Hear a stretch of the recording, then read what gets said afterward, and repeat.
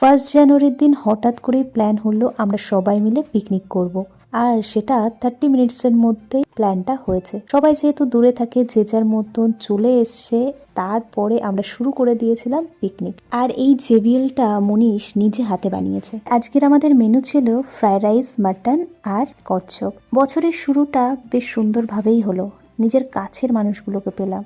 আর বছরের প্রথম দিনটা যদি এইভাবে সুন্দর যায়, আশা রাখবো বছরের শেষ দিনটাও যেন এরকম সুন্দরভাবে কেটে যায়। হুসনতের তওবা তওবা তওবা তওবা তওবা তওবা।